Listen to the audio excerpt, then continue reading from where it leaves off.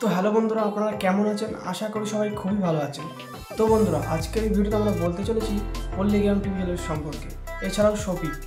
তো বন্ধুরা, গতদিন ধরে তোমরা দেখছো শফিক কিন্তু আর ভিডিও বানাচ্ছে না পল্লীগ্রাম টিভি চ্যানেলে। তো কিসের জন্য ভিডিও বানাচ্ছে না? শফিক কি নিজের ইচ্ছায় ছেড়ে দিয়েছে পল্লীগ্রাম টিভি, না শফিককে বার করে দিয়েছে? তো এই নিয়ে আমরা আজকে আলোচনা করতে চলেছি। তোমাদের কাছে একটাই রিকোয়েস্ট, আমাদের এই চ্যানেলে নতুন থাকলে প্লিজ চ্যানেলটাকে সাবস্ক্রাইব করে দেবেন। চলুন ভিডিওটা শুরু করা যাক। তো বন্ধুরা, শফিক একটা ইউটিউব চ্যানেল খোলে। সেই ইউটিউব চ্যানেলে সে একটা ভিডিও আপলোড করে।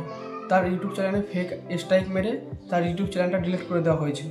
তো এখন আবার ভুলবশত ইউটিউব চ্যানেলটা আবার ফেরত এসছে। আর শফিক একটা ফেসবুক পেজ খোলে। সেই ফেসবুক পেজে তার অনেক ভিডিও পেয়ে যাবে, শফিক কী না কী বলেছে, আর অনেক ভিডিও পেয়ে যাবে। তো শফিক হঠাৎ ভিডিও বানানো ছেড়ে দিল কেন? তো এই নিয়ে আজকে বলতে চলেছি। তো তোমরা মোবাইল স্ক্রিনে লক্ষ্য করো, তাহলে বুঝতে পারবে। চলুন ভিডিওটা শুরু করা যাক। হ্যালো বন্ধুরা, আপনারা সবাই কেমন আছেন? আশা করি অনেক ভালো আছেন। আর আপনাদের ভালোবাসায় এবং দোয়ায় আমিও অনেক ভালো আছি। আপনারা হয়তো অবাক হচ্ছেন যে আমি এই চ্যানেলে কেন। আসলে বন্ধুরা, এটা আমার নতুন চ্যানেল। আজ থেকে আমি এই চ্যানেলে ব্লগ ভিডিও আপলোড দেব, আর আপনাদের সঙ্গে সবসময় অ্যাক্টিভ থাকবো। আর আমি চাই আপনারা সবসময় আমার পাশে থাকুন, কারণ আপনাদের ভালোবাসা এবং সাপোর্ট ছাড়া আমি কখনো এগাতে পারবো না। আর আমি যে আজকে এই জায়গাতে আসতে পেরেছি শুধুমাত্র আপনাদের ভালোবাসার জন্য।